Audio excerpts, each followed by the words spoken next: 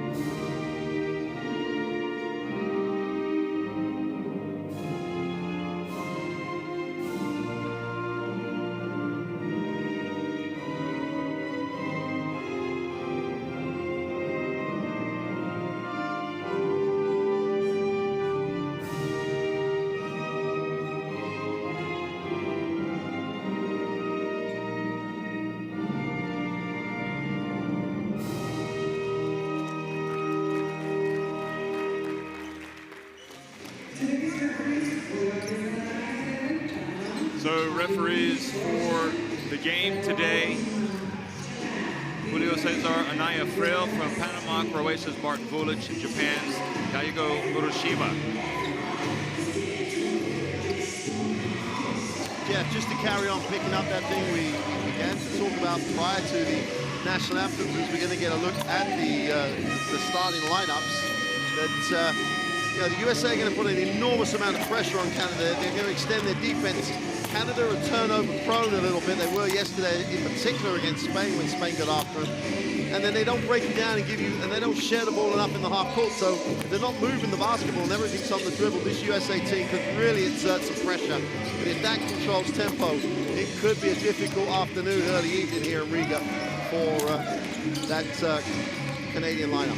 Starting five: Michael Miles, Adam Miller, Chet Holmgren, Harrison Ingram, and Ryan Kalkbrenner in the starting five. The pride of Missouri plays in Creighton, and Chandler, Watson, Ivy, Davis, Lofton Jr. first, and Baldwin Jr. coming off the bench. So Coach Dixon going with this five, and there he is. Of course, he led the USA to a title already a while back in 2009, so trying to get the second title. Quite a prestigious as he draws up some plays. Interesting that Jaden Ivey of USA plays as a teammate of Zach Edey at Purdue. And there's Caleb Houston, of course, had a big game and will be coached by Glenn Howard of Michigan. And I'm sure they'll be excited about that. They got a great basketball program. Really, you know, these kids, they're ambitious. How long they'll remain at university remains to be seen. Caleb Houston, Omax Prosper, Ryan Nimhard, Benedict Maturin, terrific year at Arizona. And of course, Zach Edey that we talked about already. Fisher, Owusu-Onani, great energy coming off the bench from him. And Bediako, you want to keep an eye on him, I think, coming in as well. I think Nimhard's going to be crucial for Michael Weir. For Weir in terms of how this game's going to go. His ability to get the ball into the right areas for Canada, because they need Edey to catch the ball where he can be effective. If he starts to get pushed off the block a little bit, which is going to be hard, that could be a real negative for Canada. And that matchup at the 5 spot, you know, could pretty much decide that Edey could really dominate. You know, we're going to see Lofton come off the bench, but he's starting with Kalkbrenner, who had a great year. I was going to say before the game about Lofton, I think sometimes he gets overlooked because of all the hype around other guys on his team. But I think his role, his physicality is going to be really important, because Edey could dominate with his physicality around the ring. There's a lot of size around him. He's so fundamentally sound. He holds the space he gets. He's got great soft touch. You know, the matchup on the inside, it'd be interesting to see if Holmgren guards him, because it could be an interesting decision for coach to make in terms of that.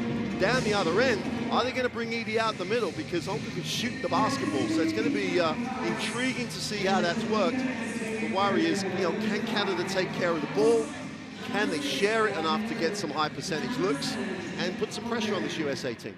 You've got Kalkbrenner. I mean, if you just straight up who's going to guard who, you might think it would be Holmgren going up against Edey. But don't forget, Kalkbrenner had a good year playing at Creighton. Yeah. Blocks a lot of shots, so effectively starting with a couple of twin towers. And I guess that's maybe to have an impact against Edey. We shall see. Well, hello, everybody. If you're just joining us, welcome to Riga. It's semifinals day at the FIBA U19 Basketball World Cup. Canada and the USA, a battle of the Americas. And already, Nimhard throws it off the glass, and great catch by Maturin, who puts it up and in. The assist guy has to put that in the book in the right way. I assume he'll get an assist. I don't know. Must get an assist. Intriguing, but there you go. We haven't talked about Michael Miles, but he's been an exciting player for the USA as well. Here's Holmgren, and he gets it inside to Kalkbrenner. Over to Miles in the right corner, and good box out. Omax Prosper drives in, and, well, if you're going to take it in, Jeff, you've got to go through the contact and finish. You can't change it. How about that? And the handoff to Holmgren. He runs the floor so well.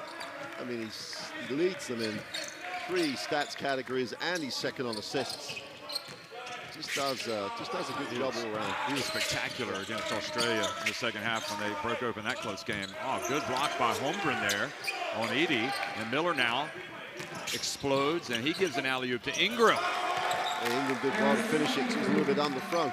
The interesting thing down the other end, you know, if Holmgren's a help guy, he can challenge the shot without ever getting into that sort of one-on-one matchup that might give him a problem, strength-wise. Well, they do have him guarding Prosper, and Prosper hits a 3. That's a big shot. We didn't see any threes falling for Canada against Spain. 1 for 17 yesterday from the three-point line. They're not that bad a three-point shooting team. Yesterday, just couldn't get any rhythm going. They're just saving them up for today, perhaps. Here's Miles, and puts those smiles on everybody's face in the American team. He really is tough, Miles. Yeah. Texas Tech. Here we go again. Prosper, will it be 2 in a row? Nope. He rebounds it, gets it to Maturin, but then loses it. They stay after it, and Holmgren picks it up. Ingram to Miller. And Edey hustles down to get the rebound. Just has such an incredible presence out there, doesn't he, Zach Edey? Nembhard gets into no man's land, passes it back out. Maturin tries to get it to Edey, and the quick hands of USA knock it away. That's what we were talking about before the game. On that penetration, no one in a white uniform moved to give him a passing option, and he's going to have to be challenged. Obviously he's challenged on the inside. Oh. Alley-oop, I guess, to Kalkbrenner. Looked like it was a shot at first, but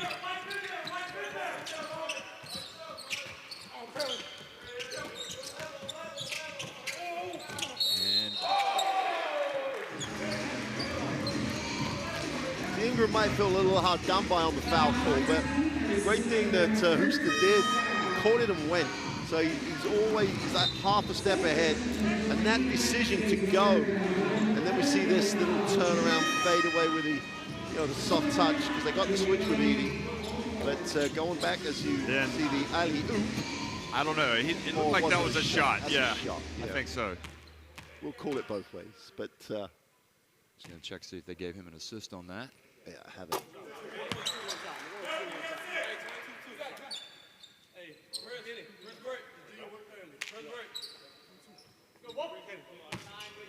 No, they gave him a missed shot, an offensive rebound, and the putback. Guess they probably saw the replay, and Houston doesn't get the second to drop.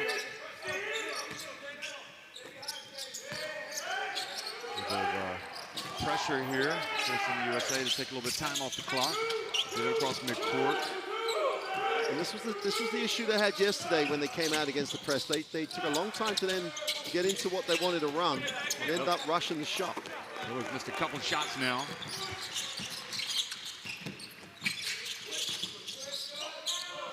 Decided to transfer from Illinois to LSU. Here's Edey. And he attempted to make the pass, and he hit it off the basket support.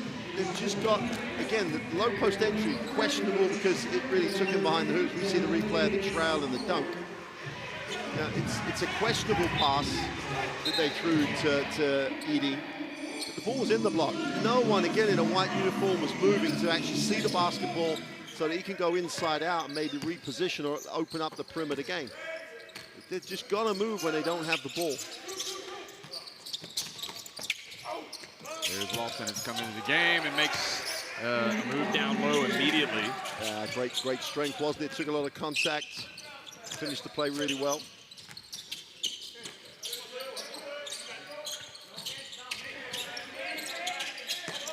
Maturin, left open, puts it up after the contact, and falls down.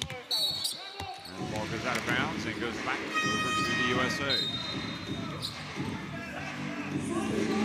Well, you know we have a game here. Both coaches defensively mixing it up a little bit. Both teams showing some zone. Both teams up the floor with a little bit of zone trap pressure.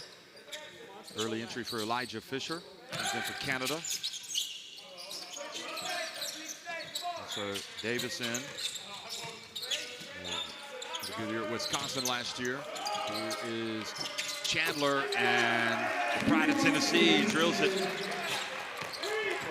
Good start for the USA, up 7 points already.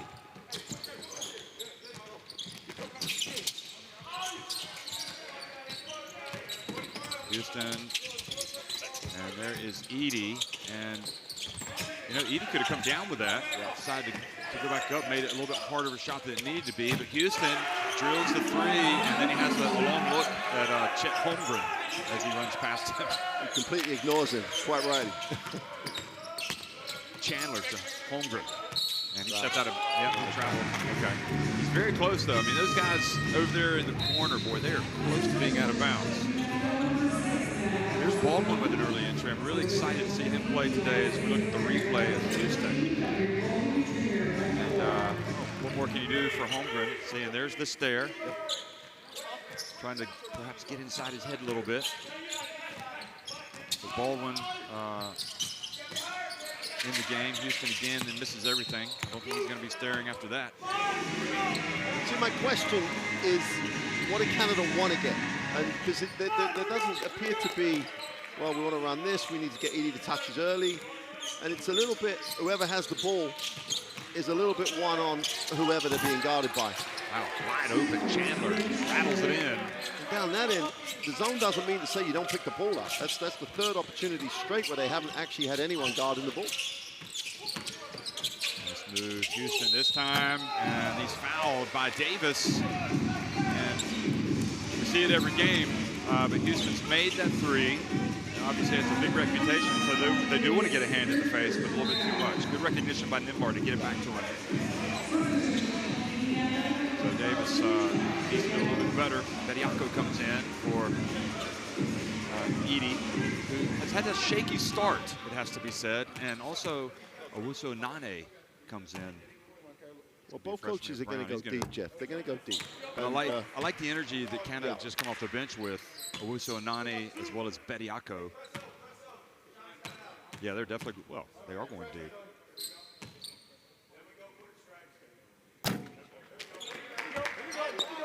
I mean, both teams are in the sort of like mid-60s from the free-throw line. It's the perimeter game and the free-throw line are not their best attributes as such, although Chandler has proved that wrong so far with the way he stroked the three. But if you're that wide open, you're expected to make it.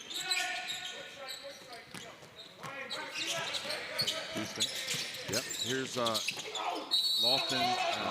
Yep, he's a load, isn't he? He goes right into Bediako. He looks at the Croatian referee to say, what did I do? Watch, here it is again.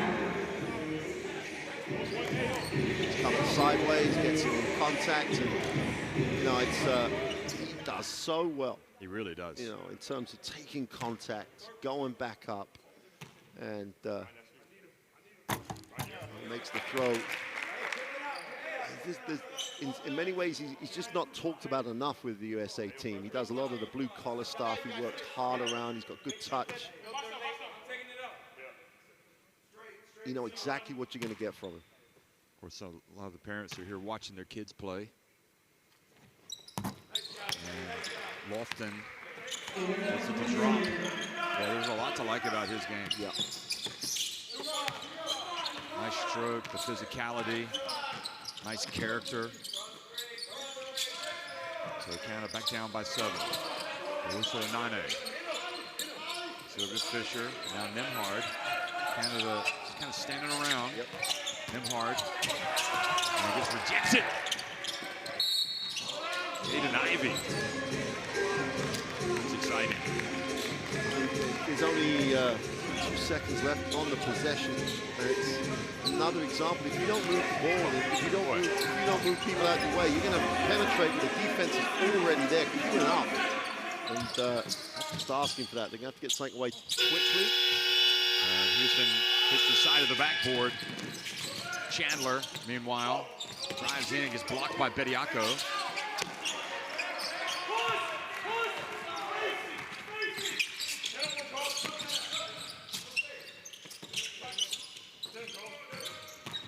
Houston again. And the foul has been drawn. It really is all about penetration and kick for Canada. Or no kick. That's the issue, I think, here. Yep. You can't see on the replay. It's a really strong drive by Houston.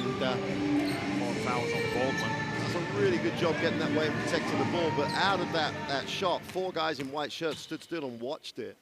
And you saw what happened with Nimhard's penetration before. He's just taking it straight down the gut of the defense. Defense waiting to block. And with the athleticism and ring protection, it's going to be a tough ask. And they've got to make that extra pass. They've got to try and play with some advantage as opposed to playing literally one on however many of the defenses in the play. Just give yourself an advantage. Just take that extra pass. It's going to make everything look a lot better for Canada. So Houston has certainly come out with a lot of determination today.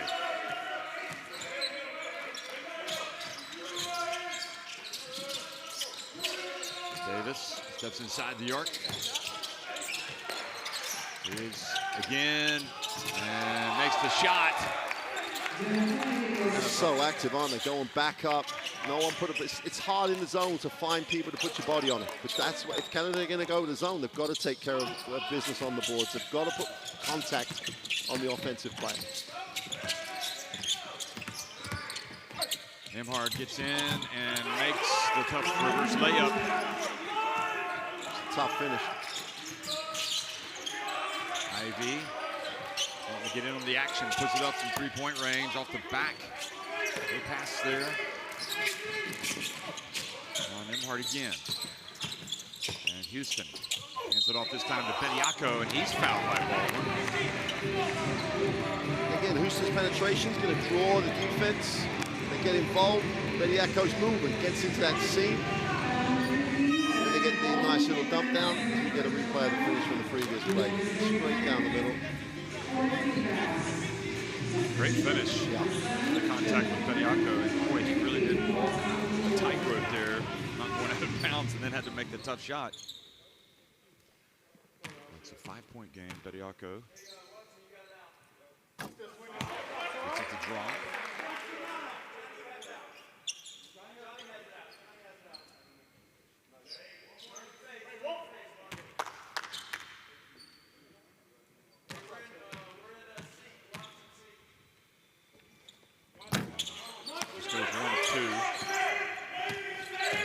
Back on defense. 4-point game. USA just under 2.5 minutes remaining in the first quarter.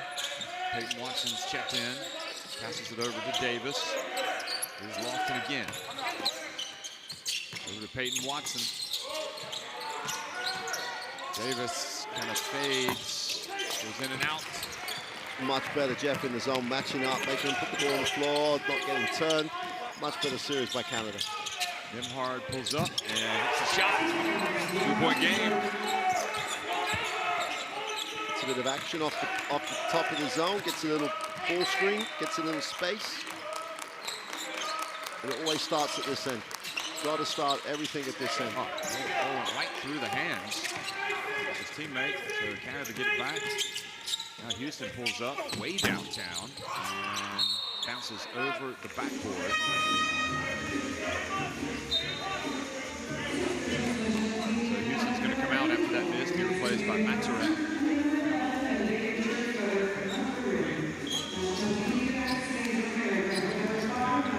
So Nani goes out, Prosper comes back in. Caleb First is checked in for the USA. Another Purdue Boilermaker. 3 of them today with Edie, Ivy, now First. Miles back in, over Miller. Miller, and a three-pointer. Well, that's easy enough. Yeah, Prosper just dropped in too deep into the foul line. The foul line was open, and once he dropped in deep, Miller was wide open. And nice stroke. Nimhard left open, so puts it up and in. Well, we said before the game about how important Nimhard was in terms of making the right decisions. And he's really had an impressive start to the game. Could be a teammate, Nimhard, of Kalkbrenner at Creighton. Yeah, going to show some man now. Watson. First. And First drills the open jump shot. No need to help. They helped down when there was no need to, and then that's why they got the open look. Nimhard, that's off. And comes up with the basketball.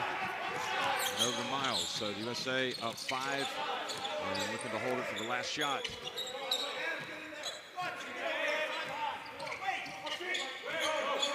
Disregarding Miles. Miles gets into the paint, has it knocked away. Just enough time to launch one. And Prosper misses, but I suppose good play there at the end by Canada to avoid falling further behind. However, USA on top 24-19 at the end of 1.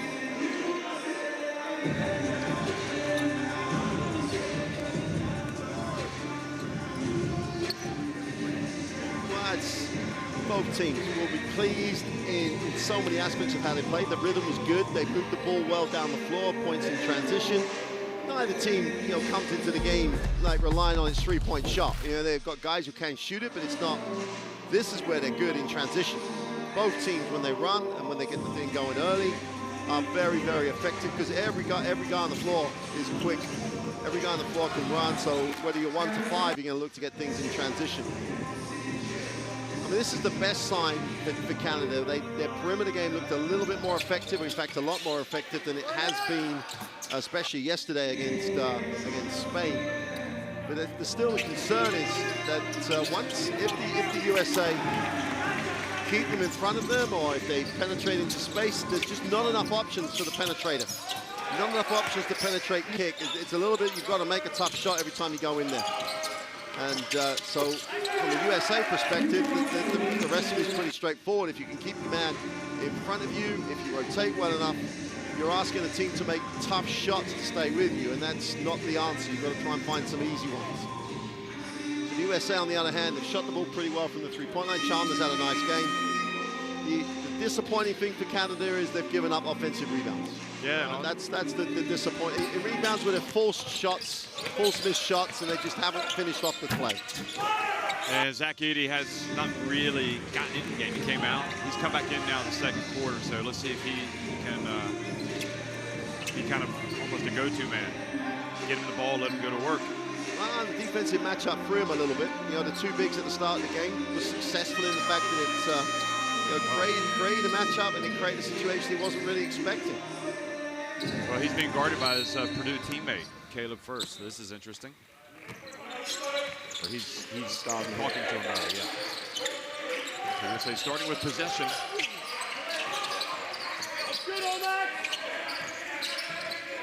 Canada is still in the 2-3 zone. Miles drifts in and misses, and Edey hands it off to Maturin. Edey did enough to take away the drive lane without really getting involved and potentially picking up the foul. Needs the ball. Here's Prosper. Rebound Holmgren.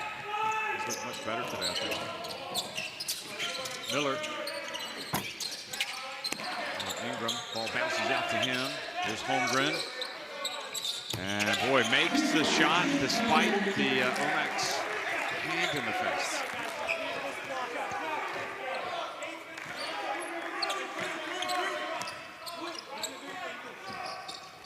8 points to lead already for the USA.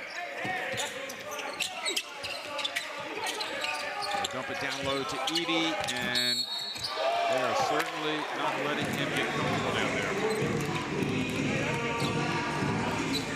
I thought he was going to do, really finish it. He waited, he got himself composed, and he just missed a little gimme from 2 feet. And free throws will help him get composed. He realizes the importance of his role on this group today in particular. So he makes the throws, he gets himself going into any sort of rhythm. Does he not just want to go up and dunk the ball? Yeah, that's the best way. I'd have thought so, Jeff, but you're right, he was getting a lot of contact and he was so worried about making sure he got balanced. By the time he decided he didn't have that option. Canada having some real issues at the free throw line already. So shooting less than 50% at the stripe after those 2 misses. Ingram over to Holmgren. First, second jump, nope, that one rattled out. And Edey Boy, they were lucky there because Ingram had a good look at the putback. Canada 5 of 11 at the free throw line. 45%. Maturin. Three-pointer is good. Maturin normally gets them in bunches. Had 6 against Japan earlier in this Under-19 World Cup. He makes 1. Expect him to make a few more, 2 or 3 more in a bunch. That's if his teammates get him the ball, though.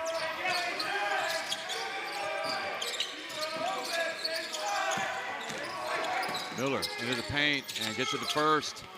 And First just weaves his way in there, uses his body well, and Edey doesn't really go for the block.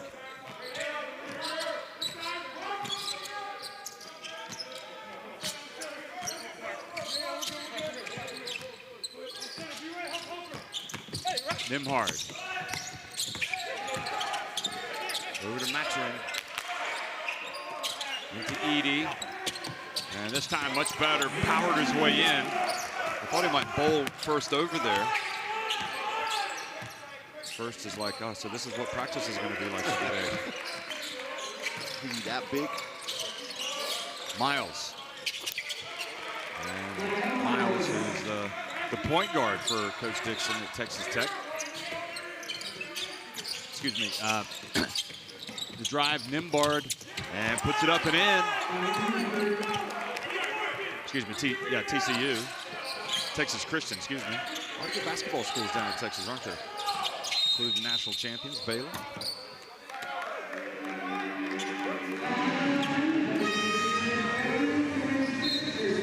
Nembhard, Jeff, you know, the issue that I think Canada have is like how much rotation that they have behind him. At the moment he has 8 points. Really tough finishes. You see Miles' foul line jumper looks sweet. But it's a 5-point game. Miller back outside to Miles. He can shoot it, but he passes over to Miller in the corner. Miller over to Kalkbrenner. He gets blocked by Edey, but then Holmgren goes up and is fouled on the putback. Wow. Did a nice job, didn't he, staying active. You know, there's the first shot. Now, doesn't matter what Houston tries to do, and he's already got position. He's already working the offensive rebound before the shot goes up. But Houston's behind him, and then he has a little slap at it. And then we find ourselves with the M1 opportunity. Chet Holmgren showing you why he is one of the most highly rated players of his age. Yeah, he really does look more comfortable out there today. We didn't see it as much yesterday against Senegal. Is he comfortable because the guys he's playing against are doing what they're supposed to? You know, it's the style of game. Possibly, yeah. That's one of the things. One of the great things about these World Cups is you're going to come up against different countries with different styles, and that's a stretch for some people. Great learning experience. Diop for Senegal was quite a presence inside yesterday. Maturin misses, and Holmgren with the rebound. Yeah, there's a foul yep. So a push. So once you miss it, if you haven't got position and he's going to the glass, you're going to have to foul him. Kalkbrenner picks up the prisoner. Yep. Edey needs touches. He's open in the block. You've got to give him touches. Houston at the line, puts it up and in. It's not so much just about Edey getting touches. It's forcing the USA to play him honestly. Here's Kalkbrenner again, and Edey this time takes it away. Maybe a better matchup for Edey is here. Nice pass, and the dunk. Oh, Maturin ran the floor well. His teammate found him. Yeah, watch this. That's just a super feed and right into stride. Didn't have to break stride or anything. Just led him to the ring. And this is the frustration for me about this Canadian team. They can pass the ball. They can move away from it. It's just the mentality in the half court. They've just got to move. So they called the foul on Davis.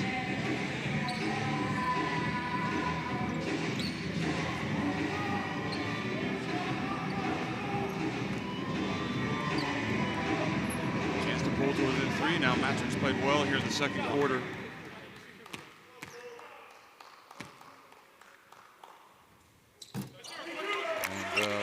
He's missed a lot of free throws, but he gets that one to drop. It's a nice 5 that Canada, have on the floor. Ivy gets down low, and there was the follow for Kalkbrenner. Houston's got to just move and do a better job staying active on the glass. Nembhard drives in. Oh, good follow from Edey. Didn't get it to go, though. And Ivy chases down the basketball, pushes it quickly.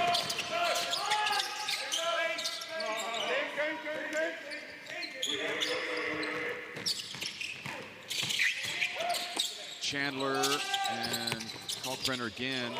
Doing a good job in there on the boards. Chandler from the left corner. Ivy goes up for the putback, hangs on the rim. Here's Houston. And Houston blocked from behind by Holmgren. But they called the foul on Kalkbrenner or Holmgren?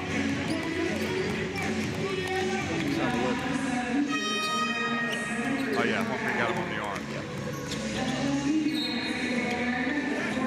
Exciting stuff, folks. Baldwin's going to come in for Holmgren.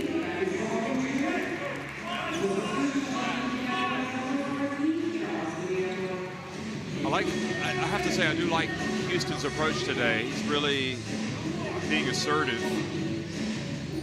I agree, Jeff. I think offensively in particular, he's taken on that role of taking responsibility to be a major scorer. He's just got outworked a little bit on the defensive end a couple of times and on the glass, but they've also had good play from Mathurin and Nembhard, so it makes it even better for Houston. Yep. You can see that he loves the open floor, as well as Mathurin. So once again, it's a 3-point game.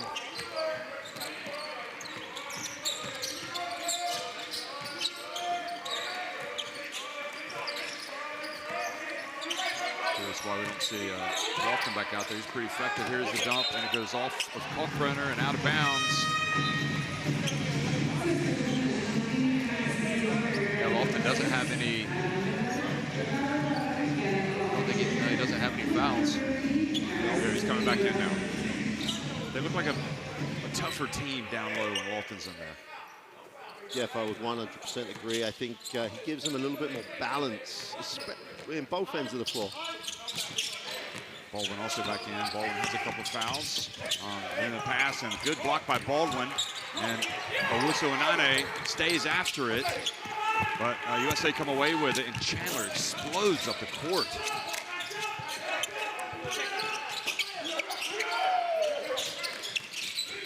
Chandler's lightning quick, and here's Miller. Finds his way in, and great finish. That was nice. Offensively, it was just excellent. The way that he moved off the ball to give himself a drive lane when he caught, he had a clear line to receive the pass. Just excellent. Mathurin able to get the basketball to Owusu-Onane. Houston puts it up. And boy, what a great rebound that was by Mathurin. And a reach called on Chandler.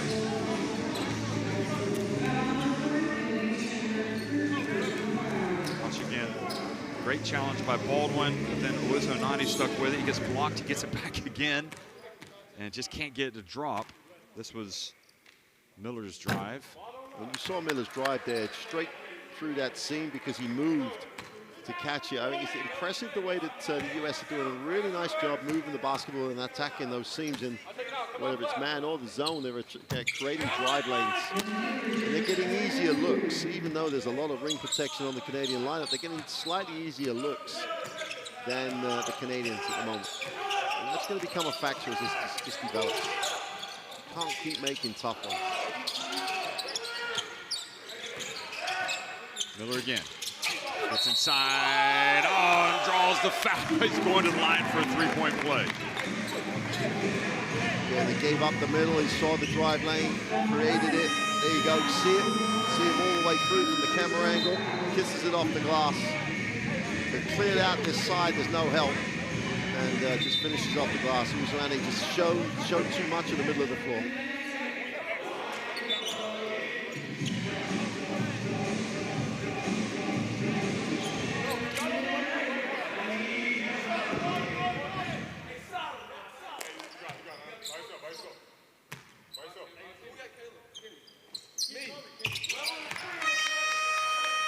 job by Miller. Three-point play, takes it up to 6-point lead for USA, 40-34. Timeout. I'm gonna switch if you guys don't play through the screen. Hey. Listen, hey, press O down here, but then we come down, drag. Omax, get down now. We're on the right side. Omax, you're first. Drag, double drag here. So we're gonna come across the top, then we're going to set it here. Charles, you're the last screen, right? They're gonna be a little safe here. Come off top, then you're slipping it. Caleb, don't force it. If it's open, it's open. If not, then we got two screens across the baseline. You gotta cut across the baseline here. Right, so you're coming out, shot fake here. If you don't have it, coming back this way, right there. Got it? Caleb, okay? It's too high. Here we go. Go. 1 on 3, 1, 2, 3. Let's go, Phil. Well, Nimhard's had just a tremendous first half. I mean, the assist there, his points, he's shooting, he's 50% from the floor. He has the 8 points, the 3 assists. He's just had a really nice start to the semi-finals. If you're a Canadian fan, you're going to like a lot of the things that he's doing, but they are. You heard it during the timeout. If it's open, was the statement in the timeout. Wait for that open look. Try and create that open look when you don't have the ball, but don't force it. Because the U.S. will run off every missed shot. Houston's a handful. He's always looking to be aggressive. Nard settles for the 3. The ball bounces out to Maturin. And Baldwin's not able to control it. USA challenge. Prosper as he goes back up. It's not really given him a lot, Jeff, and I think both of us thought what he was getting. It could be a factor is Bediako. He's only played just over 6 minutes, but yesterday when he came in, it was just instant in terms of its energy, and he's pretty much got a series of donuts across the stat line. Nimhard falls down, in it goes, and Prosper blocked from behind by Baldwin. It's just another tough shot. Miller gets inside, and Lofton comes from behind. The ball goes out of bounds. Same thing, though. All Miller has to do is drop the ball to Lofton. Lofton gets either a dunk or pretty much straightforward. Tries to take the tough one over the defense. The ability to share the ball at times, making a good decision, as important as that, enormous talent that these guys have to finish tough plays. As they get a little older, Jeff, they're going to find out that your career will be a lot longer if you're going to have to make those tough plays all the time. Share it and get better looks. 2-on-1, you've got to come up with something better than they just did.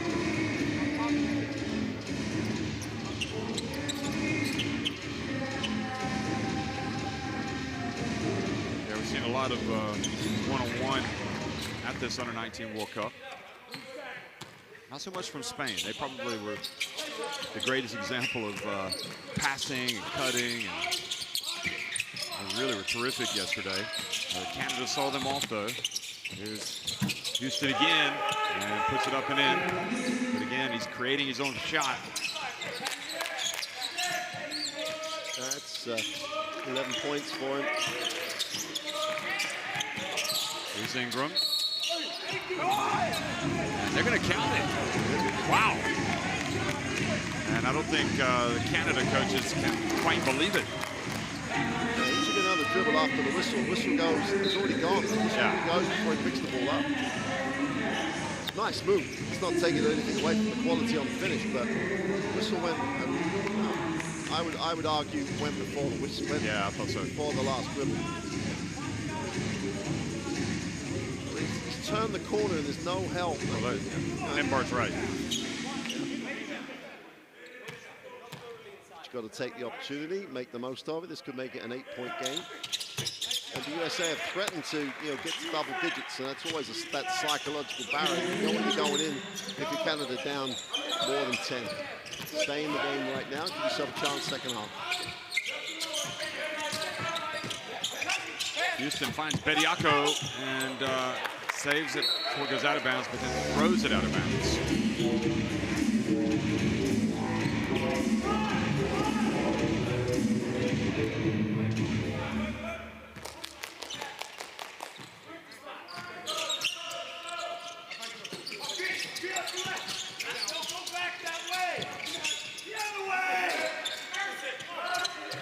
Try and reverse the ball. Goes Miller again. Wow, not enough hang time to be able to make that pass to Ingram. And here's the open floor now, Nembhard. And what incredible hustle there by Miller to get back on defense on Nembhard. And USA hold firm.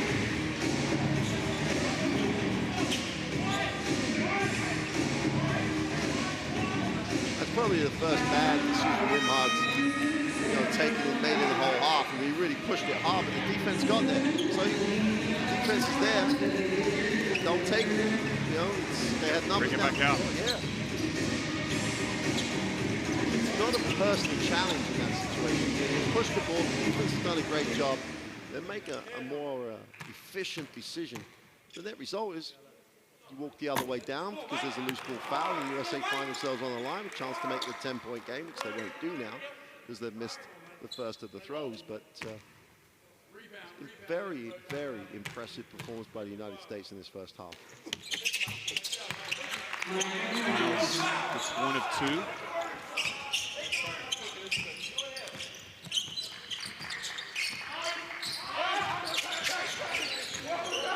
Comes up, set the pick. He's going to roll. Nembhard gets it back to Edey. And Edey's just not able to finish around the rim so far today. And frustration over there on the Canada coach. He's talked about the other foul that was called, but... Well, first, Edey has to finish the play. With that, out there. But the USA are going to take a timeout. He got hit as he's going up, and the referee thought, he's going to play through that. I don't think referees should think that. It's a foul. Right. So timeout. 14 o'clock, minute 15 left, all right? Again, now, everybody stays in a rebound, man. Everybody stays in a rebound. Hey, we got to go here. They're throwing the roll. You got to be off at them on that tag right here. Now, make them throw this. They haven't thrown this, so we got to have 4 hands. 4 hands, and it's coming off it. OB under here now, OB under, all right? So again, here now, we're talking about here, bodying up here, inbounder, whoever's got it here, being tight on this guy, being tight on this guy. Flare on the backside, right, coach? Flare on the backside, so be ready with the body and loosen up here, all right? Again, be really active here, and then get back to your man quickly, all right? Probably lobbing it into the big fella. 5, be ready. 14 on the shot clock. Be ready on step up, all right? Be ready on step up. Yes, sir. Be ready on step up. Be ready on step up. We're seeking against the zone. USA on 3. 1, 2, 3.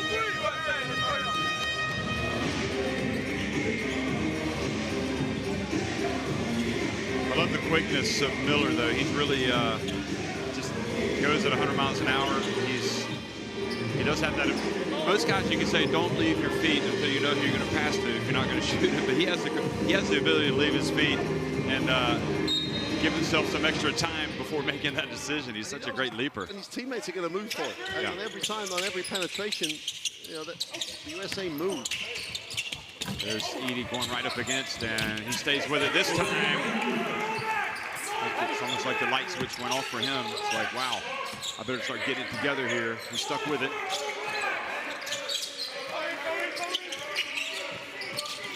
Prosper chasing Miles, and boy, nice little teardrop shot.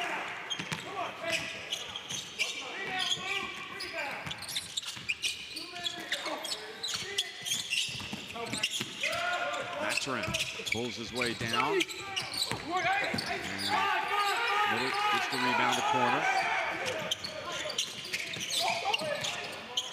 Baldwin, great shooter, doesn't get the drop. I didn't see him miss any in the warm-ups before the game. He's got a beautiful stroke.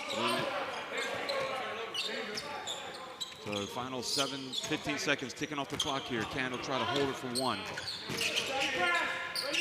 And Nembhard puts it up pretty early in the shot clock, in fact, and that's going to get, or the game clock, that's going to give Miles a chance. He gets down and gets blocked at the end, but he's fouled. Does such a good job here at using his body almost to make the foul inevitable. It's great. He goes across the line of the recovering defender. Look him going across it, knows he's ahead, draws the contact, super play. There, yeah, he draws the contact. It's only ever going to be a foul on the body. He'll go to the free throw line, and the worst scenario for Canada will be a double-digit advantage at the end of the first half. I think Nembhard took that too soon, didn't he? Yeah, totally. 100%. And in the previous time out, Jeff, they said, it's open, take it. It's not, don't. Well, it wasn't open. It was like, it was halfway to the center of the ring. Well, the good news for Canada is they still have 20 minutes. Let's go down and listen to the coach.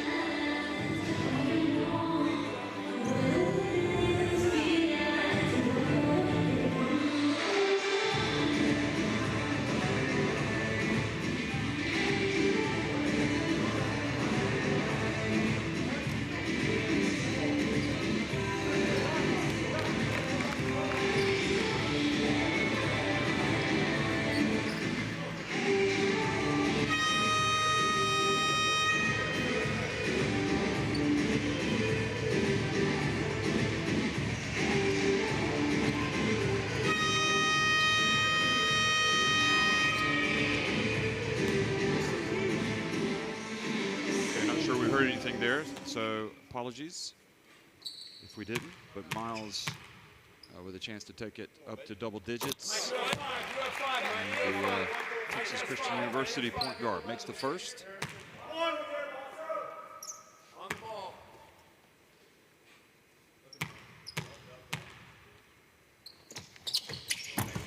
And the second.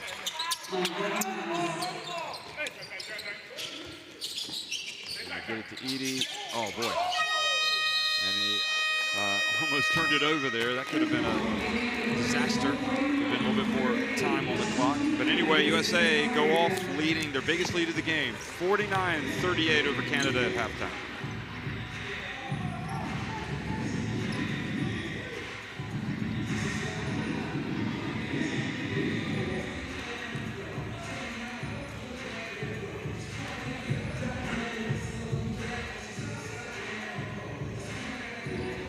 So far, not so good for Canada, but for the USA, it looks very promising for them. Jeff, it's, you know, we've been the same throughout the commentary. You can't keep taking tough shots. They're only shooting 23% from 3, 35 from 2, every stat in terms of effectiveness, and then they're only shooting 56 from the free throw line. Everything is just too difficult, too tough. They've got to move the ball, create more opportunity that creates easier shots. And, you know, maybe you can word it this way. They've got to trust each other a little bit more. And you've got to move the ball to each other a little bit more. And then you've got a chance. If you want to play 1-on-3, which is what they're trying to do a lot of the time, you're going to struggle. And the best plays of the first half are going to include a lot of plays by Canada where they've made great moves or they've made tough finishes. What you're going to see the other way, before it even happens, is you're going to see plays where they're going to share the ball and get shots around the ring with no challenge. And it's just... in many ways, you could say the team with a deeper talent is also sharing the ball better than the team that's athletically as gifted, but not quite at the same level as a team.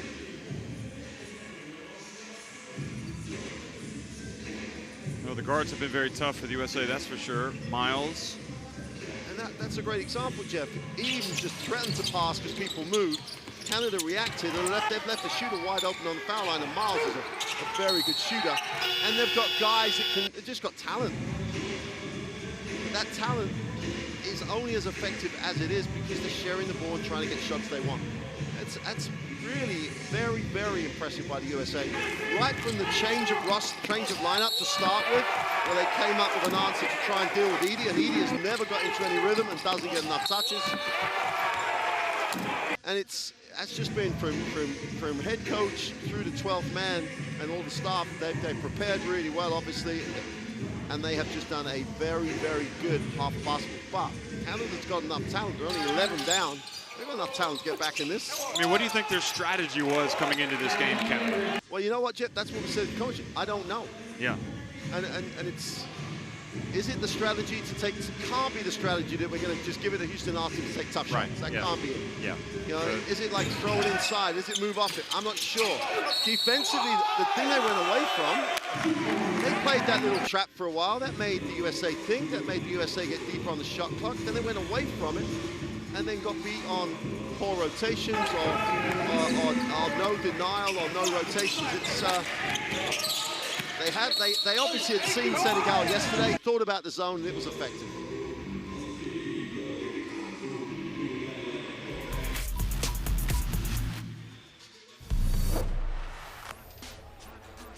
Jovic, oh boy, the seas part, and he goes in for the dunk. In on the sideline. Look at Jovic here. We know about his jumper. Look at that, the pass up ahead to Sane. Look out, here he goes. Oh, goodness gracious. And Senegal cut the deficit to 11 points.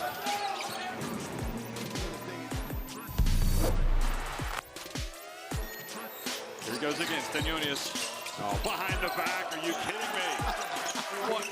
I mean, he is the man of the moment. Basketball. Assists behind the back. Draws the charge. Draws the charge. And his pass just a little bit behind Houston, and that leads to a fast break opportunity. Oh, great. Also, the Brown star, the Ivy Leaguer, Owusu Anane.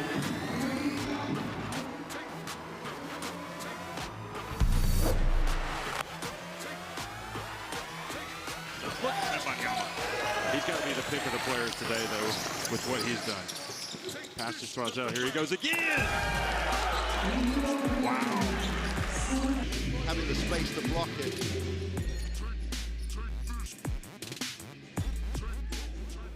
We have walked this land for a long time. We know how far we've gone, and we're sure of how far we can go.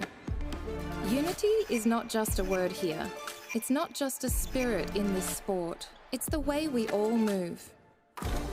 We are proud of our art, country, family, language, and culture. We are united by basketball. Welcome to FIBA Women's Basketball World Cup 2022.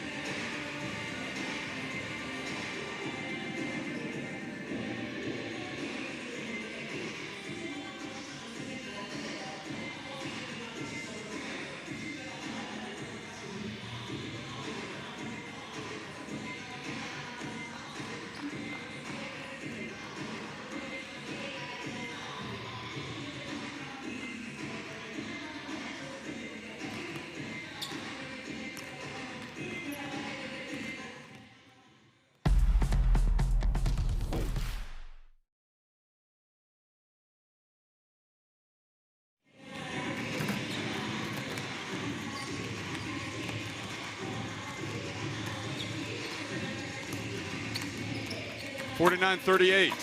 United States on top of Canada at halftime here in the Arena Riga, the semifinals of the FIBA U19 Basketball World Cup. And, well, good first 20 minutes, obviously, for the United States. And as you look at, again, at, how they've accomplished it, well, they've shared the basketball. Chet Holmgren with 8 points. Michael Miles has 9. Adam Miller's been very active. He's got 8 points, as well as 3 rebounds and 3 assists. Holmgren has 3 rebounds, a block and a steal as well to go with his. Jaden Ivey has yet to score tonight. Maybe a little bit of a surprise. Kenneth Lofton has 4 points. Harrison Ingram 5, and Caleb Furst came out tonight. Had 4 points. For Canada, well, it hasn't been great. 13 points for Caleb Houston. He's 3 of 7, 2 of 3 from inside the arc, just 1 of 4 from deep, and also 9 points for Maturin. 4 points only for Zach Edey, who's 2 of 7 and missing some shots around the rim, being contested. But it does seem like, as we talked about before this game, it felt like Zach Edey was perhaps the one advantage that they would have, but it really has not panned out that way, at least in the first 20 minutes. Oh, Jeff, if they're going to use Edey, they have to, give him the ball where it's going to be effective, and then move off him. Because if you give him the ball and stand still, they'll just collapse to that space. Because he's not going to beat you on that quick. He's got a good step for his size and everything, but when he's open in the block, give him a touch and trust him to make a decision to go inside out or make a move himself.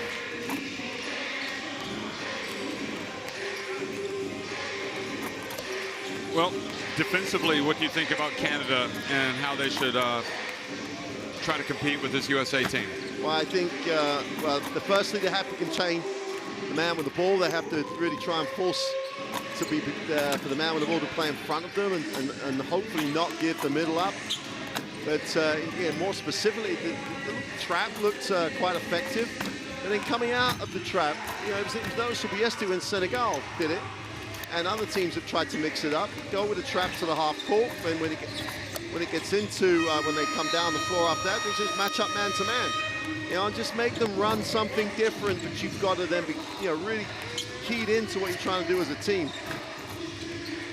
And if you're off the ball in particular, you have to be a little smart. Edey did it really well. Edey always helped and filled the middle, and there was no drive lane for any player trying to attack the basket.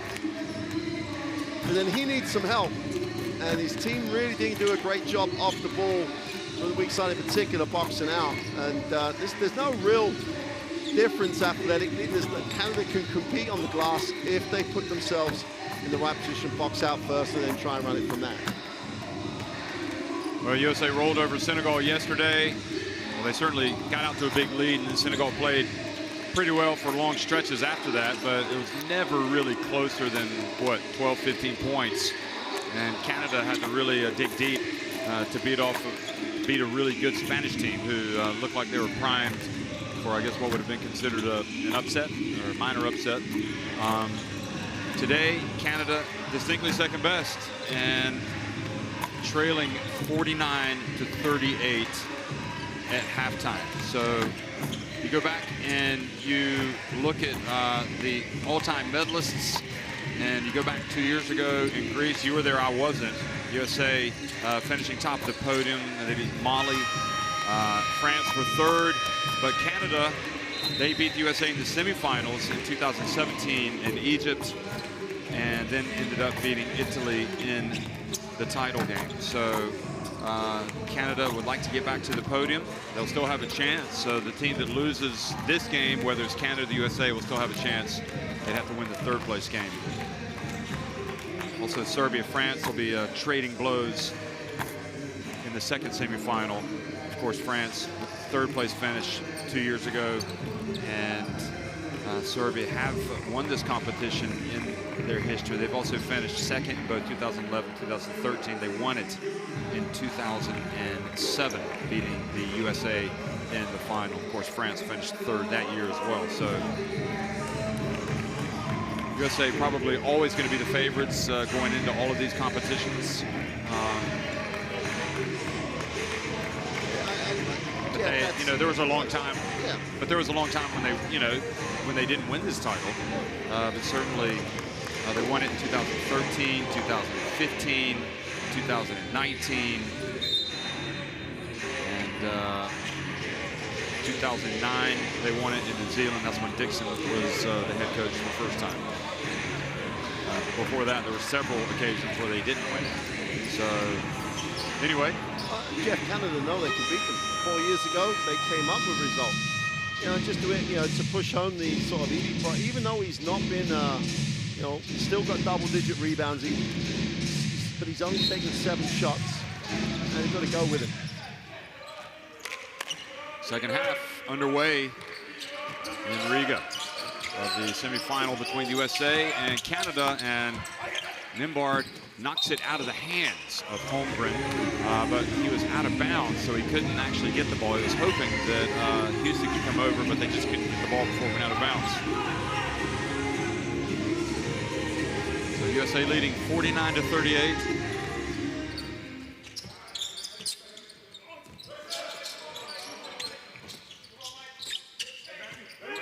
Here's Miles.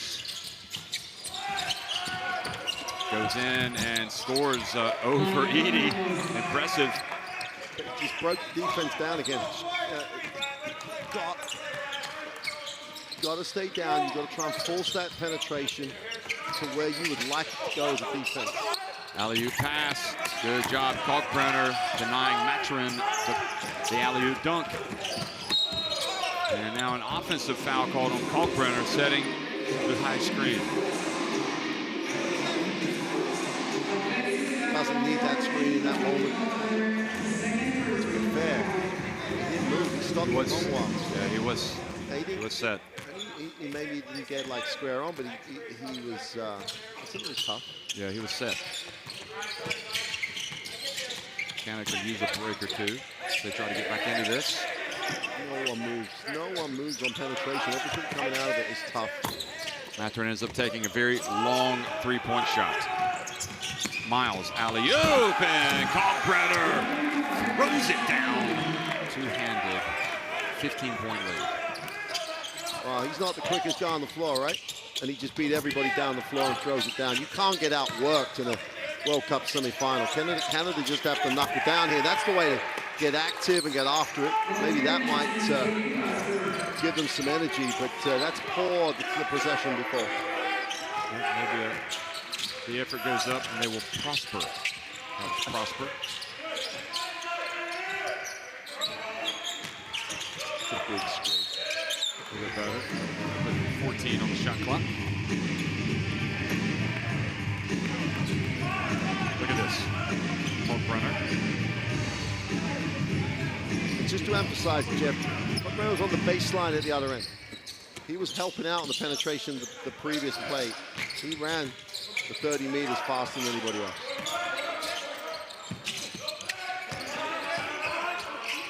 Ingram off 1 foot, and Edie swoops in for the rebound. Maturin goes hard, and Holmgren just says no, don't even think about it.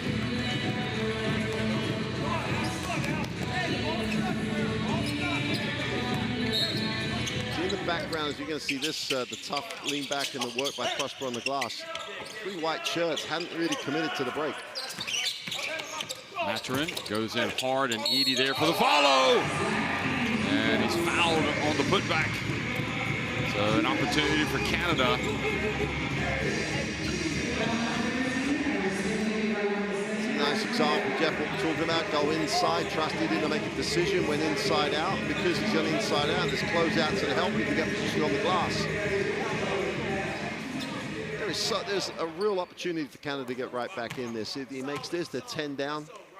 Just got to make things hard for the USA. They're not going to stop the USA. They just got to make it harder. And, you know, a little 2-2-1 trap. Try and take time out of each possession. So Miles gets it up the court. Yeah. Less time on the shot clock, in good hands from Prosper, but there's Holmgren. Gets in and dunks it. Wow. Just a couple of steps and he's at the rim. He took 3 dribbles to get there, like to sort of set himself to go past the flyby. And no one came across and took away that drive lane at all. Tough move, though. Edey powers his way, much better.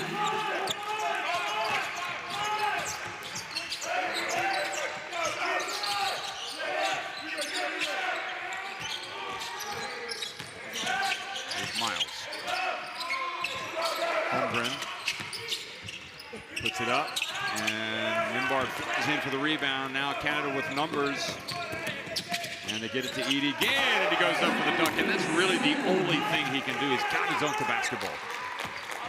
Especially with Holmgren flying in the way he was. Yep. So much better for Edey. He's now awake, it appears, and going hard. Miles. Prosper rebounds it, and wouldn't be surprised if Dixon got a timeout here. A little bit of momentum for Canada. Houston. Open. It's good. And timeout indeed for the USA as Canada storming back, giving themselves a chance. But it's all about Edey, really. Here he is.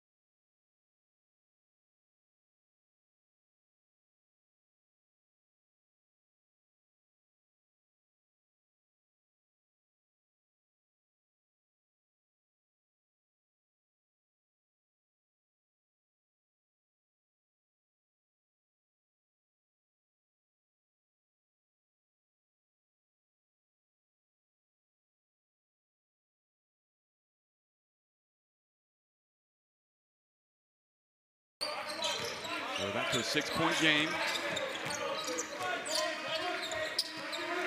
Big possession here for Canada as well. They can get the stop. Lawton spins his way in, goes right at Bediako, and keeps it alive and scores. He doesn't give up on anything, does he? Lawton. He just outworked Bediako there. Just outworked him. Gets rewarded for outworking him. The runner from Nimbard not there, but Prosper goes up for the rebound. Good effort from Prosper. Here he goes again. And foul called. Prosper falls over.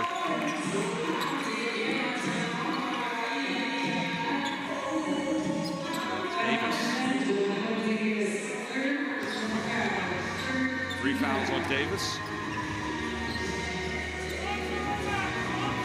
When you have, you've built the momentum that Canada have, and they really have turned it around just on the back of that. I still think on the back of the Prosper effort, both ends, but on the glass. You've got to keep maintaining it, and you've got to understand how you've got yourself in that position. Share the ball offensively for Canada. It's so important right now. You know, but with the advantage that they were starting to have, or the impact at least that Edey was having, he'd be back in there, doesn't now you had the timeout. You had the timeout to get some rest. He's had a couple of minutes. He's got to go back. Yeah. You know. No offense, but I think Lawton's just got a little bit too much power down there. Bediako gets down to the ground. He's able to get it over to Nimbard. Well, chance for Canada. Now they've got to move the ball. And keep moving the ball. Here's Houston. Likely driving to the basket there. Follow! Boy, Prosper's been excellent. I mean, he's been, if he hasn't been driving, he's been crashing the boards. Absolutely. Back to a 4-point game. Here's Davis over to Lofton. And they're going to call a charge. Looks like Lofton was trying to hold up there. I'm not sure how hard he actually hit him, but he was there. I'd have been happy with a no call. I'm not unhappy with the charging call. Look at the effort from Omax. Prosper. Baldwin is in the game now. And Nembhard, he is fouled. Good things. At least you could say Canada, things are definitely happening as they attack the basket rather than settling for jumpers.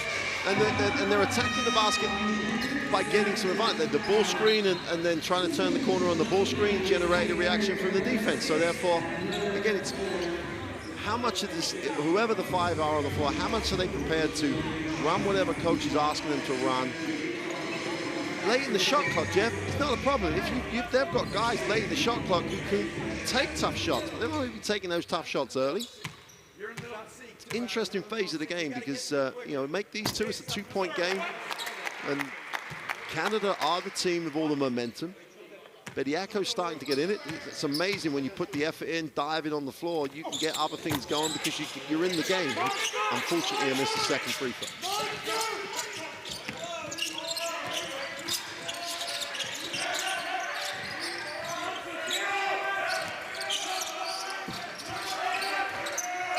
Ivy. We like the 1-2-2 zone. And Chandler short. Oh, boy. It was so short that Houston, it kind of surprised Houston, and that's a missed opportunity. But, the rotations were better, the spacing was better defensively. They got to the perimeter shot, rotated behind. Good series by them. They just had to collect that rebound. And they get the steal. There they go, Nembhard again, really pushing it, and he's going to go in, hands it off wisely to Mathurin. Wow, what a 1-point game. Well, how different is that? Because in the first half, Nembhard would have gone up. But great sharing of the ball. And they've done it with Edey on the bench, so we weren't right, were we? We were wrong. But Bediako's a different player in the second half, and that's, I think, feeding off Prosper. There's Ivy. Low, puts it up, and draws the foul. So, just don't foul him on it. If he makes the tough one, he makes it. Challenging it, Bediako straight up. Foul's not on Bediako. The foul was... yeah,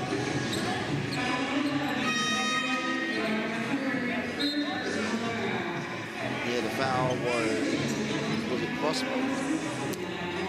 The scoreboard here, they don't actually have the next to the player, the light flashing, so it was Mathurin who committed the foul. Oh, yeah.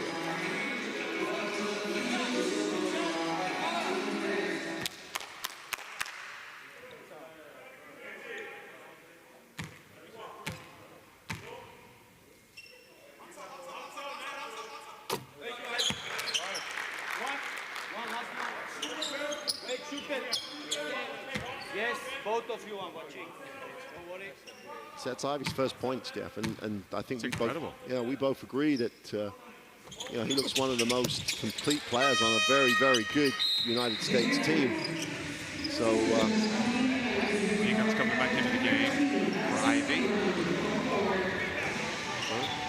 Give him his first 2 points, gets him out of the game. But this is when you get like into you know, when does Zach Edey come back? You take what's happening at the moment as a positive and get him back as soon as you can. Oh, great effort, but still not able to put it up and in. Now Nembhard reaches in and commits the foul. So Miles gets up on the sideline. You put Edey back in now, he's going to play 4 minutes at the end of the quarter. He's going to get a quarter break. You extend some minutes into the fourth quarter. He needs a break, and you've still got him coming back with enough in the tank. And it doesn't matter how much Bediako does or whatever. Edey was the best option they had. Take the positive, what you've got after the last few minutes. You're still only 3 down. Get your man in.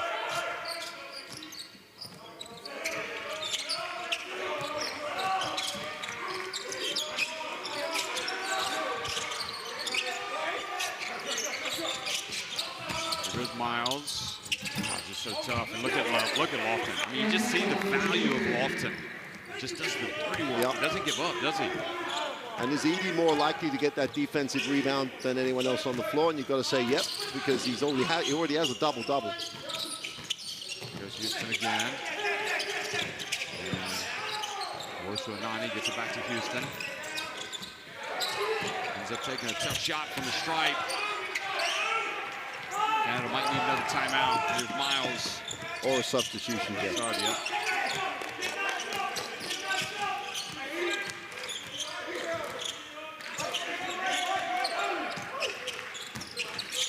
Miles over to Baldwin. And just a little long. And quickly into transition goes Canada. Maturin. And no trip called. Ball goes out of bounds. Possession before, Nimhard penetrates, dumps it off. Maturin wants to score. You know, it's just inside position. Just drop it down to Houston, and he's in a great spot. It's not about the me, it's about the we in this situation. Good no call, I thought, from the ref. Yeah, I would 100%.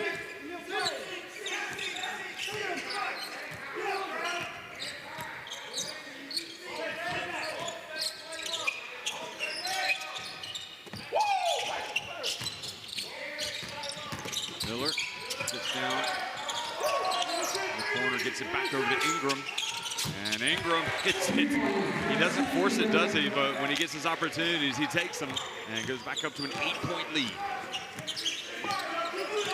All that work starting to get undone.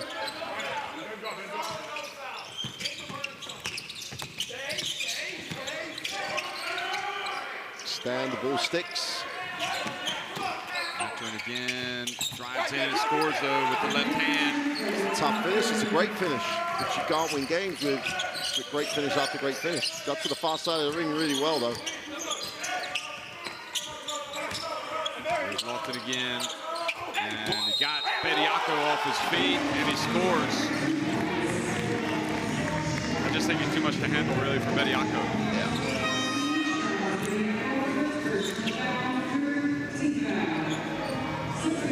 Finally, he's going to come back in. It's going to be. I think Lofton's underrated. I mean, you know, he's in the USA national team, so in a way he's not underrated, but I'm not sure he was hyped enough, so to speak. Yeah, 100%. I think, you know, he's got a, well, he's going to have a pro career, full stop. Everyone knows that, but at a high level because, you know, he works hard. He does the things that every team needs people at that, and he does it with a high level of execution and quality. I got to push Edie out as well. Here's Nimbard. And from the right, Fisher misses everything. Fisher. So the USA has pushed their lead back up to 9. Looking to stretch it further. And this time Edie blocks, and that's what you get. Yep. He's aggressive. It's a different prospect for the USA attacking the basket. Nimhard pulls up on the break, and that's a 5-point swing. Again, it's that Fisher in transition and people have to protect the bucket. He pulls up, he's in rhythm, and that's a shot he'll practice early in the clock. Take shots you practice. All about Edie's block there. Yeah. Nowhere to go, travels, and it just changes everything, doesn't it? Because he looks up and he sees Edie. Yep. Here it is again, the great block by Edie. And look how much space he has when he pulls up because the defense is having to get into transition, having to protect the rim.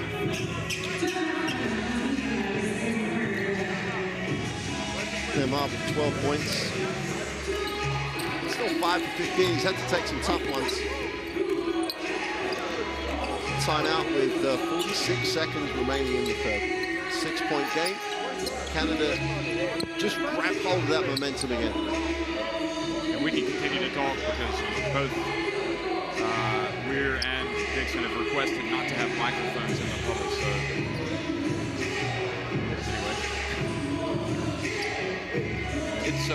It's a disappointment for 2 reasons, Jeff. One, it adds to the game. You know, guys knowing what's happening. Also, there's people watching this game who want to know what Coach Dixon is going to do. I guess they might think it's a distraction or something for the players. I don't know. But it's just part part of it. And it's not about, you know, it's not, it can't be about, oh, we don't want people to know what we're doing. Yeah. Man, you got like X number of cameras in this facility, taking pictures from X angles, showing it as often as you want. You can go back and watch the replay. This is the end of the tournament. So they have, you know, there's a lot of people who want to know. It's like both an enjoyment and entertainment perspective, but also an education for people watching the game. Sure.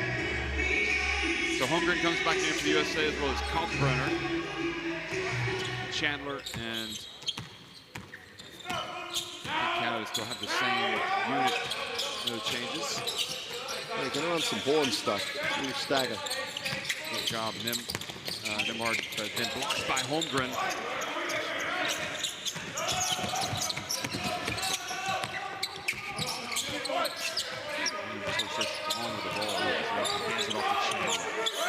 USA didn't have something early, so they're going to run something. They're going to run the same type of play. Shoot it. You gotta watch him. He tries to get it. He does. And Edey, well, that was a great play by Kalkbrenner, because even though Edey went up for the block, he was just going for the dunk and strong. He got the foul call. Well, here's the difference. USA running a similar play, ended up in a similar location, share the ball, get a foul, whereas down the other end, Nimhard tried to take a poor shot, the only way to describe it. I think he just forgot the shot blocking of Holmgren. He forgot that Holmgren is this tall, this long, and he's already blocked X number of shots. But he had pass options. Yeah. And they've demonstrated clearly, in this third quarter in particular, that they have the ability to show it. They're making decisions not to. Final seconds ticking off the clock in the third quarter. Here's Nimhard again, and it gets blocked, and then Edey follows for the dunk. The one, you know, it works often for Canada if they do drive, because even with the misses, especially when Edey is crashing the boards, or Prosper, Omax. Anyway, USA on top 69-63 at the end of 3.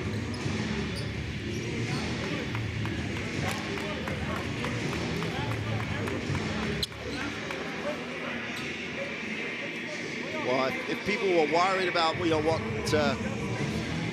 Canada could do, they're still, percentage-wise, they still haven't done a great job in terms of like shooting percentages, but they've just done such a much better job on the offensive glass. They've got 21 offensive rebounds, Jeff, and they've just gone to work. And a lot of that is in transition. A lot of that is when they've actually generated rotation from the U.S. defense. They've just got to be relentless in how they do it, because there was a period early in that third where you thought, is this going to get out of hand? And then all of a sudden, Prosper on the glass got them right back in it. You know, part of this is maybe youthfulness or inexperience for Edey, but when he plays like this, he's just like the most dominant, potentially the most dominant player on the court. And look what he does to everyone else. But what do you think it is? Why does it take this long for him to get into that? Just inexperience, or? No, I really do think in the first half he didn't get enough touches. Yeah.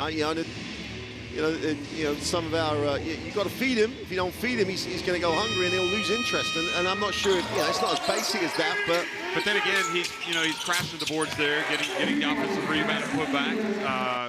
And defensively, he's been much better. But if you get touches, you're in the game and you're in the flow of it. You know, that last play. Okay, it's the end of the game, end of the quarter.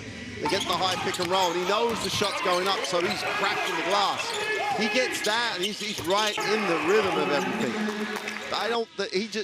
They need to play him as long as they can in the fourth quarter. As long as they can. They just need to ride him as long as they can, because everybody else on his team is better when he's in the middle.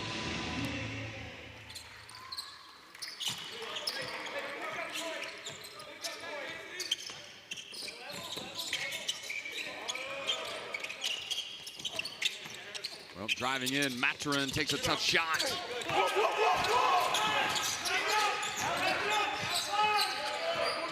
And USA again, up 6. Chandler. Ingram wide open. This time.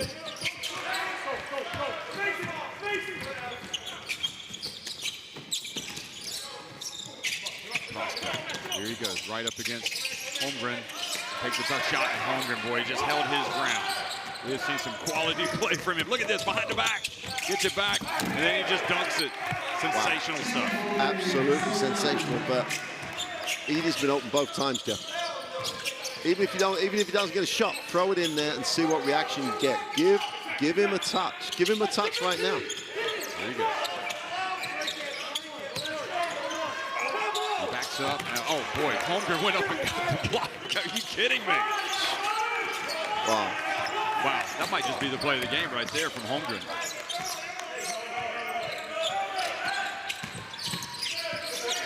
Miller. Holmgren trying to post up now on Houston.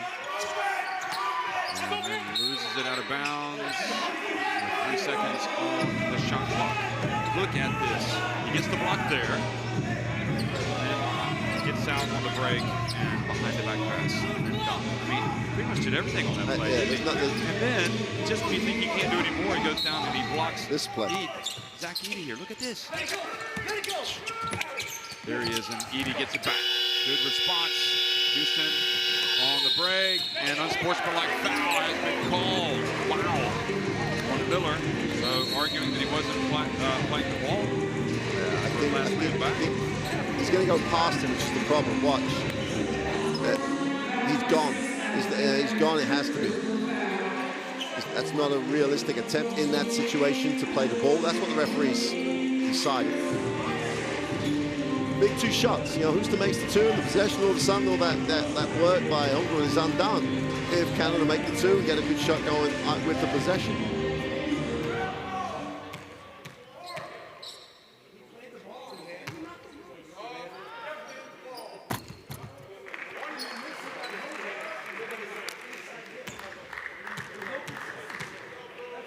Dixon's arguing that it wasn't unsportsmanlike. It's one of those moments where you made your point, and if you carry on, the official will get a little disappointed in you. And so Canada they haven't made their free throws. Obviously, it's been a problem, but they make those. So it's a 6-point game.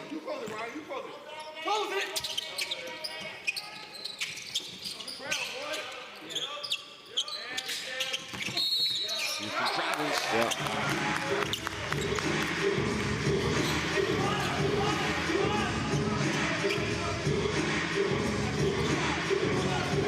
You have to have a real chance here, Canada, to turn, to get over the hump at the 6 points. It's got to share the ball. Got to play defense, absolutely, obviously. They've got to share the ball. Miller. And also from Ingram, but he's out of bounds. Like the effort to always challenge out.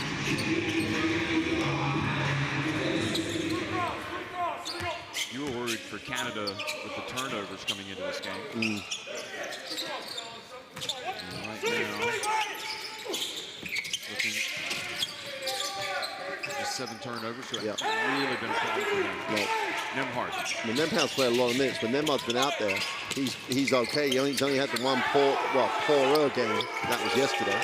Once again, Edey follows and gets it out to Maturin. I mean, USA did so well there to prevent Edey, but he's found his teammate, and then Kalkbrenner hustles down, beats Canada down the floor.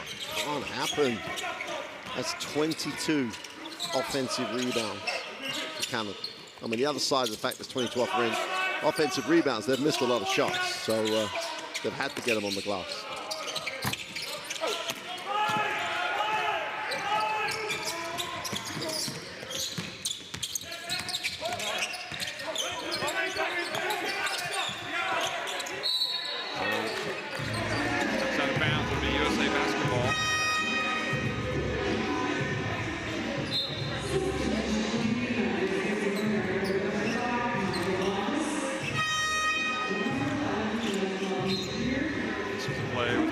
Dunking it.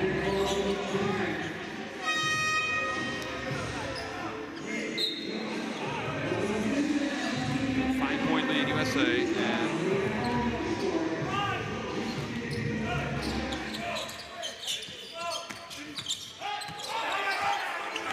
here he is, Here's Lofton and shoots over. Great effort by Baldwin with the offensive rebound and putback.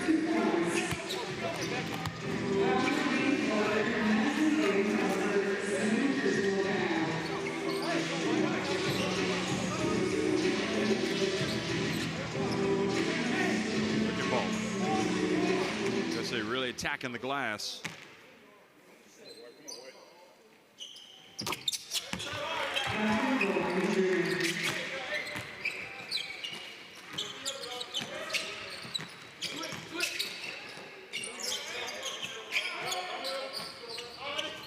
So Macron dribbling up high. Tim on the shot clock. Loses the ball.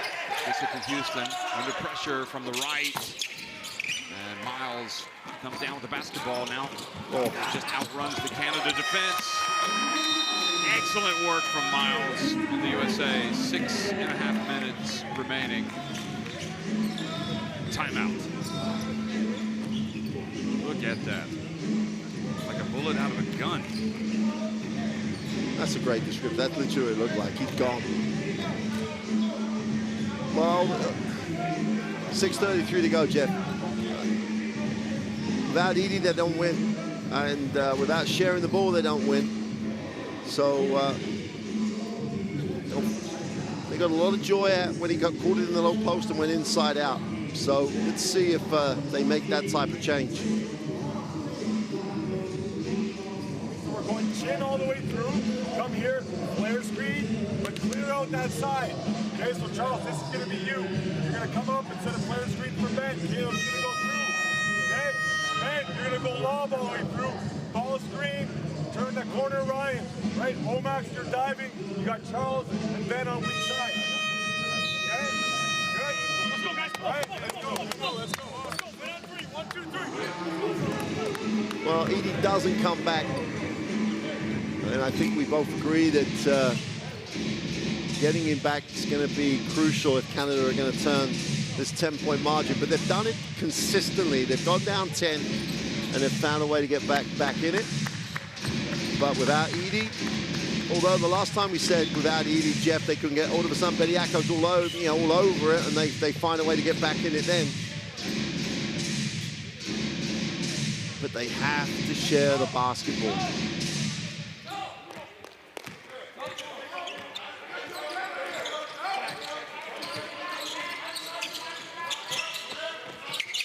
By the way, we got the words that time. We did. I don't know what's going on here. Anyway, Nembhard pulls up, misses, and Lofton reaches out and grabs the basketball. Owns it. He just would not let anyone get into that space. Going to reward him. Lofton again gets Bediako off his feet and draws the foul. That's a great decision. It's a super decision by Miles coming down the floor. Lofton had done all the work, really came up with it, and Miles sees him underneath and says, hey, you've worked hard, I'm going to reward you. You played the defense, you run the floor, found a great hole, really held his space, and Miles just said, hey, there you go, easy 2. If you have to earn them from the line, earn them from the line.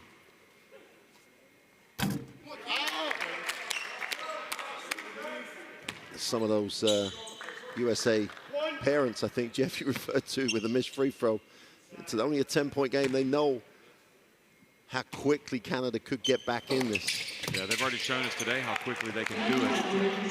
Leading the game. And again, makes a big difference. Here's Houston. Good. Miles had decent position there. Again, tries to bring it back out this time. And Baldwin, there he is. That's what we thought. And he drills the 3. And that is a dagger. Miles, though, again, Jeff. Why do I need to force it? I've got a shooter wide open behind me. I'm going to give him the ball. Look at Lofton knock it over Miles. And again, on the break, 2-on-1. Chandler goes in, and the USA off and running. They've broken this thing wide open. 84-68. And Miles is the catalyst for that. The way he shared the ball on 3 consecutive plays, has just really hammered it home. Just shows the difference when you share the ball, find the open man. Mathurin drives in. And they're going to call it. Charge called from the baseline.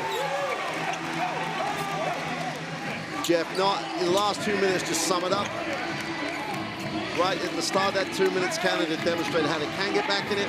And then they demonstrate that there's too much. It's about me with the ball, me, I've got to do something, as opposed to the we. And Miles in particular for the United States in the last 2 minutes, yeah. 3 assists, shared the ball. He repaid Lofton for the hard work at the defensive end.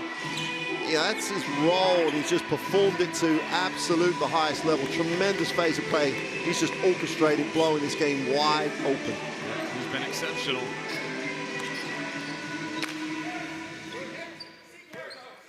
It's a little bit of a smaller lineup for the, and they've just pushed, and they've pushed, and they've played defense. Been exceptional, absolutely tremendous phase of play. Baldwin again. Walton, another rebound. I mean, he's a workhorse, and they are in full flow right now. USA have blown it wide open, up 18 points, 4:40 remaining. It's a blink of an eye, 18, isn't it? Up 6, up 18. It's a 12-0 run. And look at that, Nembhard can't hold it, and Chandler goes in. Oh! And hopefully he's okay. As Baldwin followed him, Chandler came down awkward. He tried to go for the dunk. He might have hurt his side there. The USA running down. That's Jeff, yeah, you hate to see it. Because he went up to dunk it with 2 hands. Yeah. He didn't get it, and he just lost his balance. Over his side. Now here it is again, watch. Oh, he got caught on the ring. Did he get the wind knocked out of him, maybe? I hope that's what it is, because he came down hard, but you saw he almost got caught up on the ring, and his feet just continued to go right underneath him.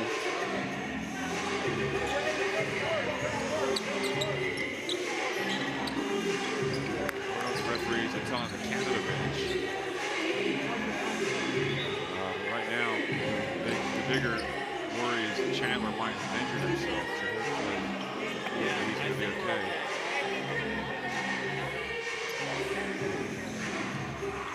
I mean, they just smelled an opportunity, he did, to get the basketball. And you just got to respect how quickly he was to beat Nembhard to the ball. Nembhard didn't want to get it and then go over back. But the USA clearly, players worry about their teammate. He's holding his hand. But he did completely lose. His legs were up in the air as he landed.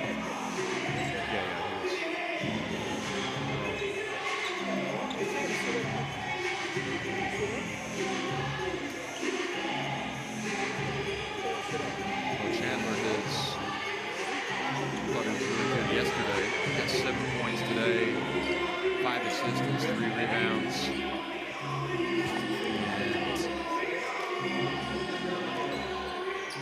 And 10 points in the win over Australia. Very, very important player for the USA. Also he's going to be an important player in Tennessee. Yeah. Where he's going to play for the Volunteers.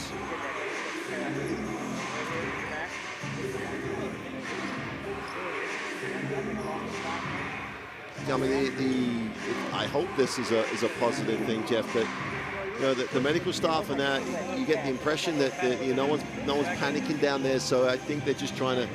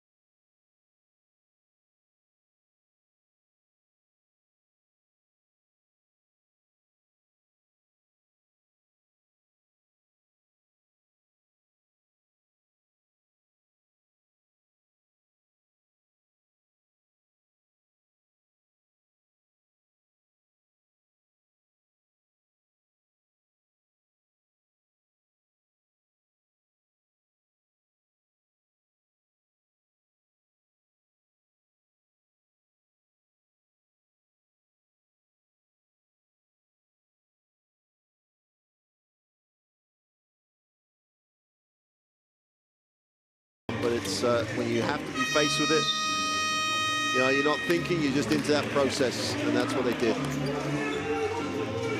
And it's the unfortunate end to just a tremendous phase of play for the USA. They're up 6, and you're thinking, you know, Edie's back in the lineup for Canada. What's going to happen? Yeah. And what happened was a full team 0 run. Well, Canada, they're not going to get it all back at once, but they almost have to, really. I mean, they don't have much time. 4 minutes and 26 seconds. Down 20. And no time to spare. They got to go. It's go time. Houston launches the jumper. 80 there for the rebound.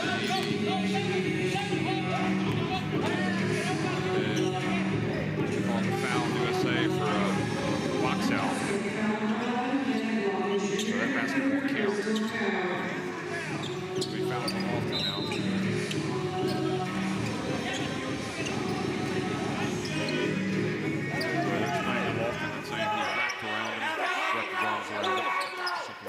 Looking for here, always.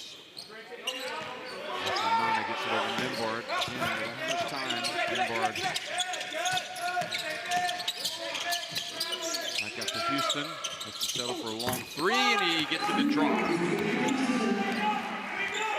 going to get any basket. Get a 3-pointer.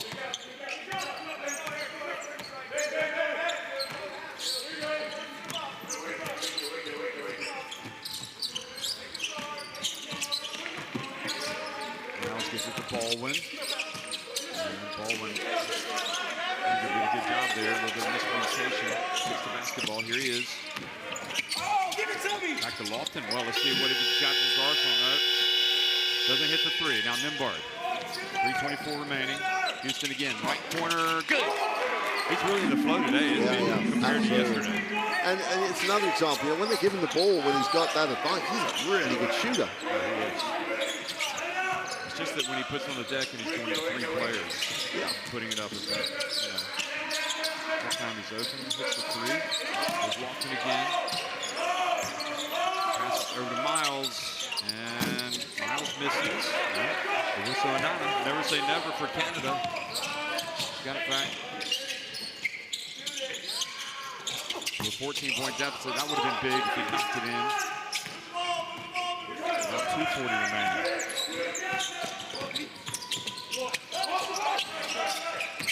Miller into Lofton, and gosh knows. I mean, there was contact, and he still was able to score. Just creates a little bit of Against space. Edie. Yeah, with a little bit, has enough contact to stop Edie being able to block it. Well, a little bit of love from the rim for Nembhard getting the 3-pointer. Goes back to a 13-point deficit. Still a chance for Canada. They need stops and points in a hurry.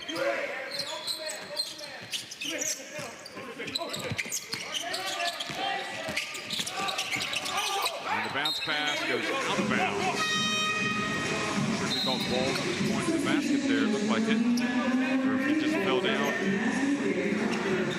The ball was coming out. Ball comes back in as well as first.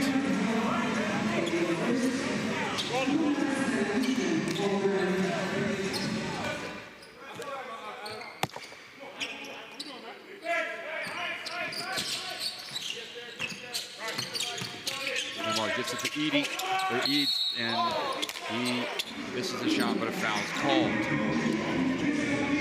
You're right, Jeff, though, you know, there are times in those plays you want Edie to go through the contact.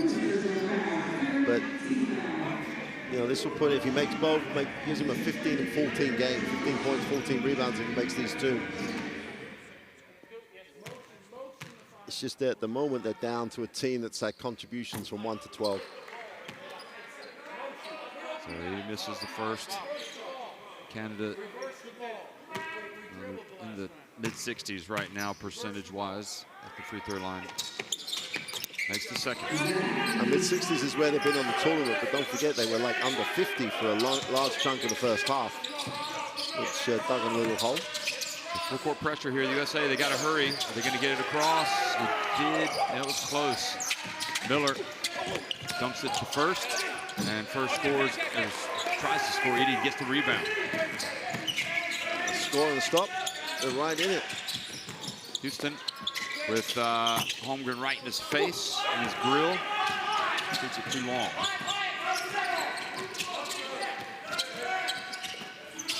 Miller from the arc. It's a quick three, but there's Ingram with the rebound.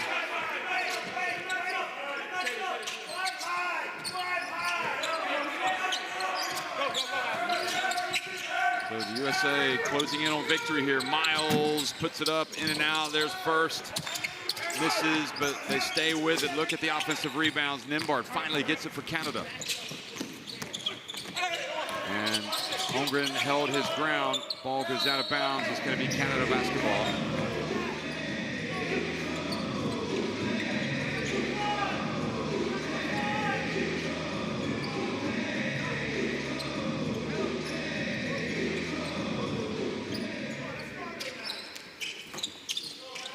Mathurin hits the three-pointer. Well, back to single digits. 9-point game. Ingram able to get the ball in bounds to Miller. Full court, picking him up. Mathurin. And Ingram able to cross midcourt, and then is fouled.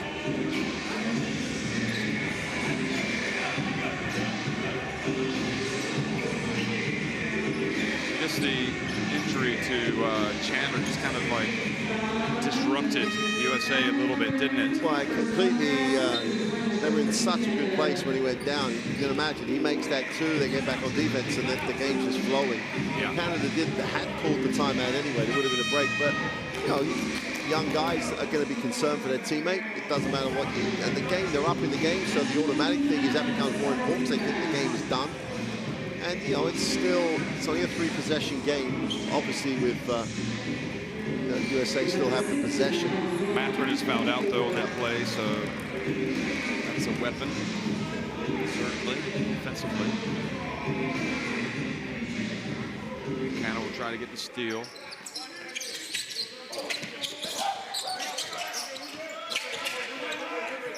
And Holmgren pulls it back out, so USA content to take some time off the clock. Miles, oh boy, so clever, isn't he? Wow. The more you watch him, the more you appreciate how good he is. Yeah, he just completely in control of the situation, and his almost it wasn't single-handedly, but he really did lead that run. Leading with the follow, and USA now with 20 seconds remaining, closing in on a spot in the finals. FIBA U19 Basketball World Cup. Ingram has it. Holmgren slips. So Canada will get it back with 7.1 seconds.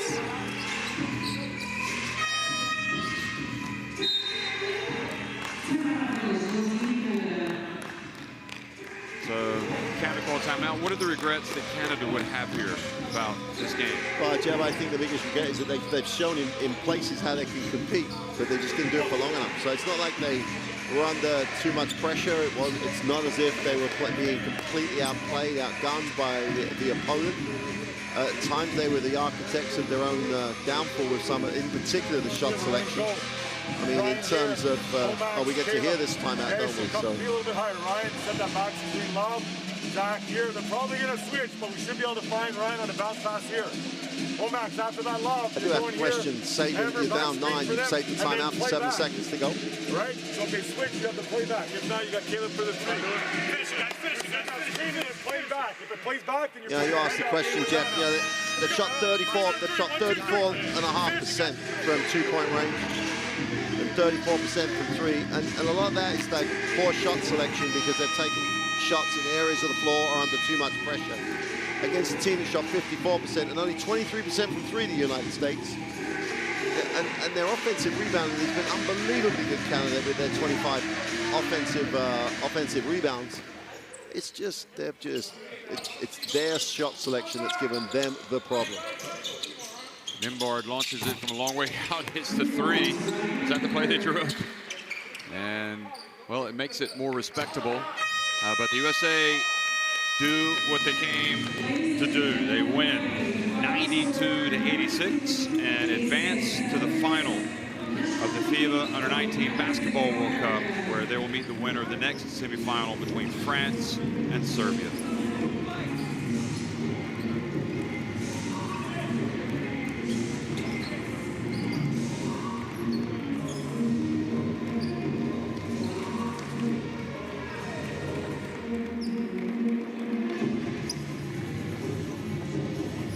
The numbers are going to be, you know, as I just said to you, Jeff, the percentages for Canada, and when Coach Weir goes to the locker room and when he gets his stat sheet, when he looks at the film, you know, why did we take this shot? And I'm not just meaning bad shots in the half court. They had 2-on-1 opportunities where someone decided to take their own shot as opposed to sharing the ball, but the shooting percentages in the 30 from two-point range. Yeah, they're playing against a very challenging team around the basket, but you know, you're not going to win a World Cup semi-final shooting those sorts of numbers. The offensive rebound gave you a chance, but second chance points, 30 points on the second chance for the Canadians, and they really did put up a battle. But I would say great American performance, but architects of their own downfall for large chunks of that game. The best plays of that second half are going to give you great examples of both the good and the bad of Canada,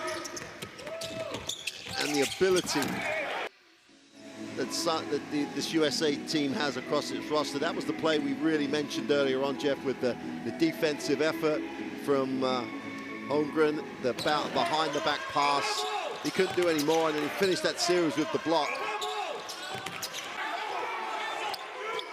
I think Holmgren really did demonstrate tonight why he's a special player, because he was able to score, he was able to rebound, he was able to block shots, he was able to get on the break, and he wasn't just blocking shots. You know, he also blocked Edie's shot. Yeah.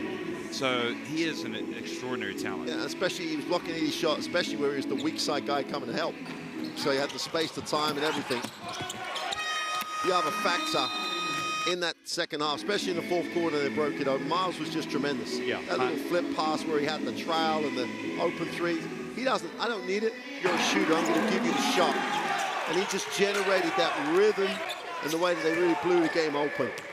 And again, 2-on-1, he doesn't take a tough one, he's going to give it up.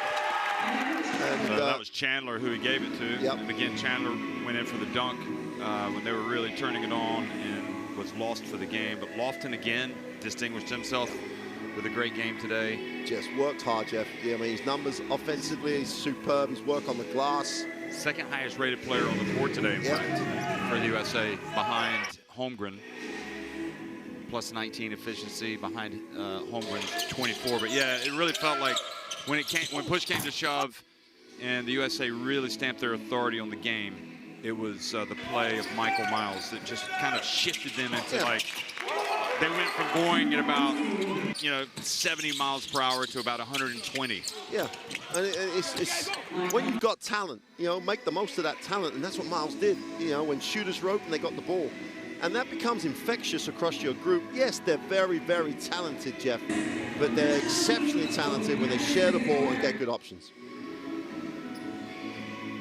So Ivy and Edie, teammates at Purdue, hugging each other. So there it is. Canada will play in the third place game down the bottom against the loser of the next game, France, Serbia, and of course the USA are in the final, awaiting the winner between the French and the Serbians. That game will be played next. So once again, thanks for watching, folks. USA win 92-86 over Canada.